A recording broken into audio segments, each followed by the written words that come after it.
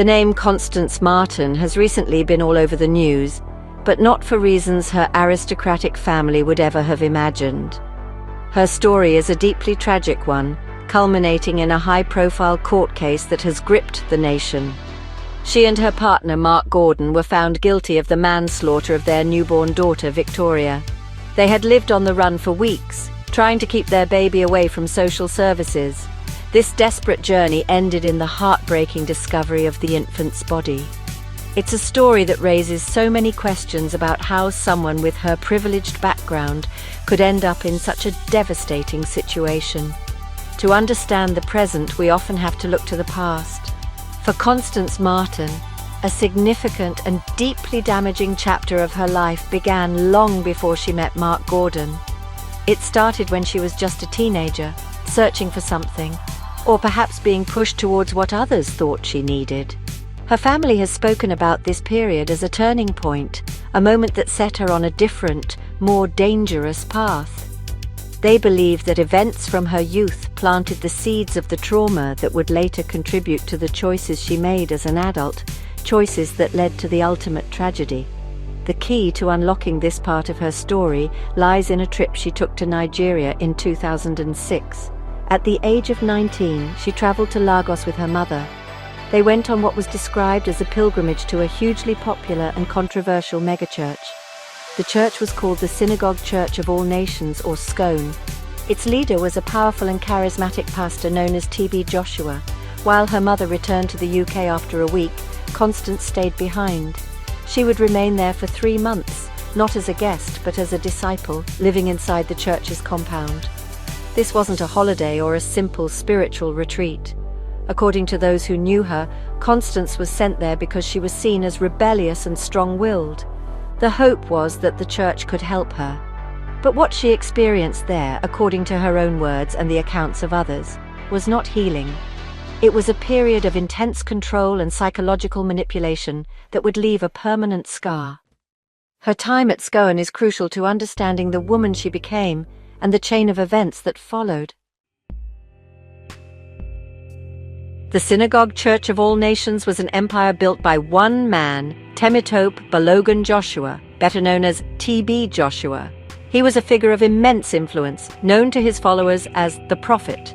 Millions around the world watched his television channel, Emmanuel TV, which broadcast his supposed miracles. He claimed he could heal everything from cancer to AIDS, and people flocked to his church in Lagos from all corners of the globe, desperate for a cure or a spiritual breakthrough. They came seeking hope, and T.B. Joshua built his powerful brand on promising to deliver it. Behind the televised healings and charismatic sermons, however, a darker picture has emerged. Numerous former members and disciples have come forward with serious allegations against T.B. Joshua and the inner workings of his church. These accusations, which SCOAN has consistently denied, paint a portrait of a cult-like organization built on fear and absolute control. The claims include psychological torture, systematic physical abuse, and even rape. Former disciples allege that T.B. Joshua controlled every aspect of their lives, isolating them from their families and the outside world, creating an environment of total dependency. When Constance Marten arrived in 2006, she stepped directly into this high-control environment. While most visitors were kept at a distance, former disciples have said that T.B. Joshua took a special interest in her from the beginning. They noted that she, a young white woman from a wealthy British family, was given unusual access to the pastor's private office. Another former member claimed that Joshua often used the white people to market his brand, seeing them as a way to give his church international legitimacy. Constance was not just another face in the crowd, she was a valuable asset. Her decision to stay for 3 months as a disciple meant surrendering her life to the church's strict regime. She would have been expected to cut ties with her old life and dedicate herself entirely to serving the Prophet. The goal, as described by those who went through it, was to completely break down an individual's personality. They wanted to erase the person you were before you walked through their gates. This process was designed to achieve one thing: utter and unquestioning submission to T.B. Joshua. Life as a disciple inside the Scone compound was governed by a set of extreme and rigid rules. Sleep, one of the most basic human needs, was severely restricted. Disciples were often allowed no more than 4 hours a night, a tactic of sleep deprivation known to break down psychological resilience and make people more suggestible. Constance would have lived in a crowded all-female dormitory, sharing a space with up to 100 other women. There was no privacy, no personal space, and no escape from the constant surveillance of the group. Every action was watched and judged. The control extended to the most personal aspects of life, including one's own body. A particularly disturbing rule, according to former disciples, was the enforcement of nudity within the dormitories. Women were reportedly forbidden from covering themselves up when showering or changing. Anyone who showed modesty or tried to hide their body was seen as defiant.